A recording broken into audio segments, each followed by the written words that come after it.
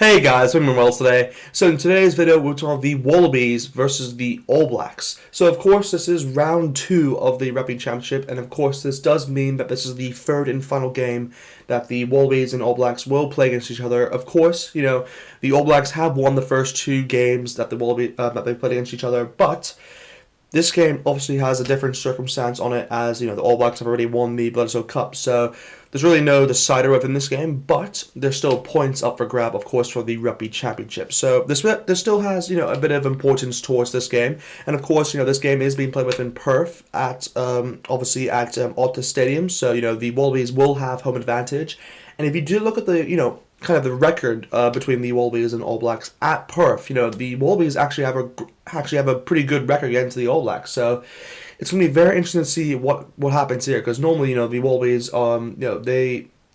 they get there, they can almost break down the All Blacks, but they just can't do it. So hopefully this stadium kind of has a curse, you could say, on the All Blacks. So hopefully the Wallabies can use that to their advantage.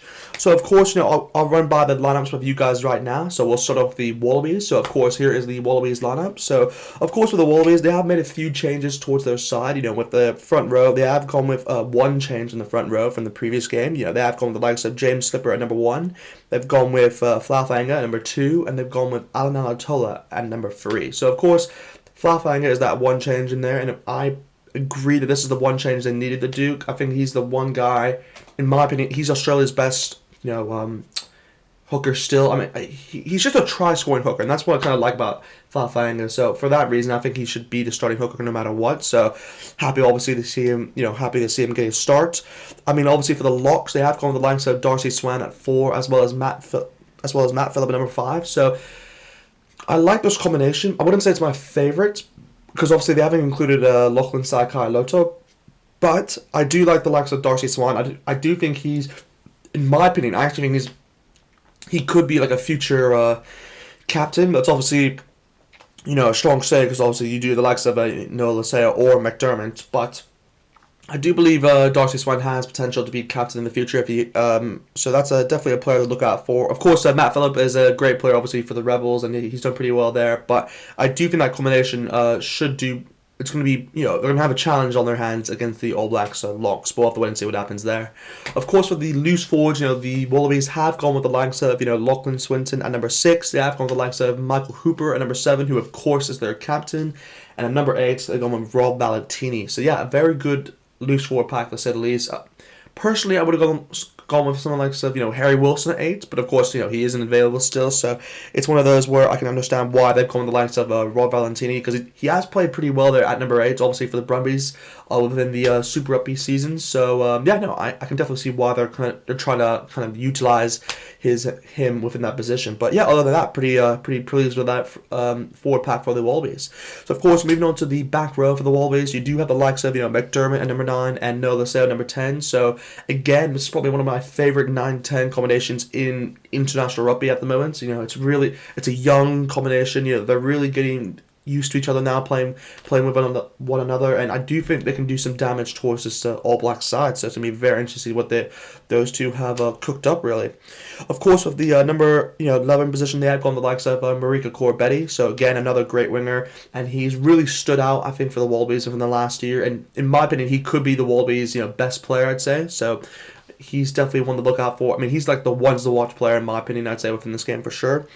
I mean, for the number 12 and 13, we do have the return of Samu Karevi at 12, so very excited to see that, because he's one of my favorite centers to watch, actually, and throughout the last 3 years, he was brilliant, really a great player. So yeah, hoping he can kind of have that same presence within this Wallabies side now. So of course, with that number 13 swap, they have gone the likes of Ikatal at 13, so again, another great player up and coming.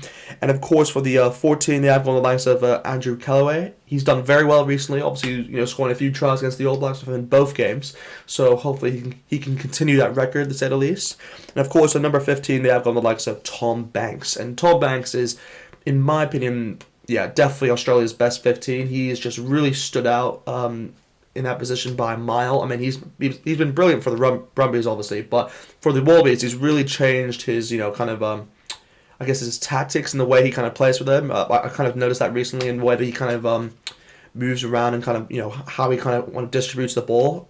it's really I've really been intrigued by what he's done there recently. He's done better for sure. Let's just say at least on that. But yeah, I mean that's kind of it with the Wallabies. So of course we'll now move on to the All Blacks. So of course here is the All Blacks starting lineup, and I'll run it by you guys. And of course, afterwards, I'll give my prediction for the game. So, of course, with the number one position, they have one of the likes of George Bauer. So, pretty good front row there, obviously, with George Bauer, Cody Taylor, number 2, and Nabalala at number 3. So, they haven't actually made any changes from that front row, which, in my opinion, is very surprising because, the All Blacks like to kind of switch it up when they obviously come...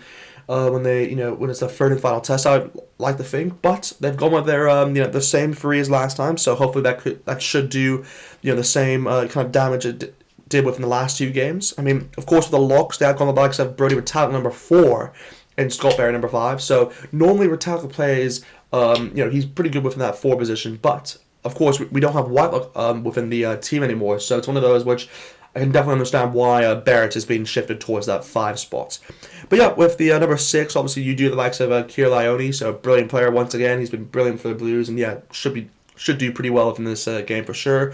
At 7, we have another Blues player with the likes of Dalton Papali'i, and at 8, we have the likes of Ardie Savea as captain, of course. So yeah, it's going to be very interesting to see how Ardie Savea does. I do believe this is one of his first times he's captaining the team. I could be wrong on that, but I'm very excited because I'm a massive fan of Ardie Savea, and he should do pretty well as a captain. And obviously, it's one of those which I would have loved to see Hoskins Tutu get an opportunity, but I understand obviously for this game they obviously want to get their best players out. So yeah, no, he should do pretty well from that 8 spot. So yeah, that's kind of what the front row for the forward pack. So moving on to the back row, of course, with the All Blacks. You do have the likes of Brad Weber at number 9 as well as Beauden Barrett at number 10. So that's a pretty good combination to say the least. I mean, it's one of those which Brad Weber obviously he hasn't had his opportunities recently to come into that 9 spot. Obviously due to the very good performances from Aaron Smith, but of course Smith is one of the few players who is missing out from the squad, obviously due to you could say family reasons. Obviously, same with Whitelock and Mo'unga. So of course Barrett is another player who's going to get more, you could say, starts within a lot of these games, which is good for him actually because he really needs to challenge for that 10 spot because we haven't really seen him challenge for that. He hasn't really started within that 10 spot since 2018. So he really needs to come back into his rhythm, and yeah, there's no really other opportunity to do it until now. So he'll have a few games to kind of prove his presence. So hopefully he's able to do that. But of course, with the number 12 and 13 position, number 11 position, they have gone with the likes of Rieko Ioane at number 11. Interesting to say, obviously they haven't gone with the likes of George Bridge, I think what most people would have predicted, but I do love Rieko at 11, so I'm not really going to judge that. I mean, he's a great player to have overall. And if you want to fit both Anton Brown and David Havili at the centre spot and Rieko Ioane, it's the best way to do it. So I understand what they've done there. Of course, like I said beforehand, David Havili is at number 12, and of course you have Anton Brown at 13. So again, another great combination there. 14, they've gone with the likes of Will Jordan, which I'm very happy to see because Will Jordan's probably my favourite player, I'd say, for outside of the Blues for the All Blacks. So yeah, very excited to see how he does within that 14 jersey. Should get another try, most likely. I'll give my prediction right now that he'll definitely get 2 tries in this game for sure.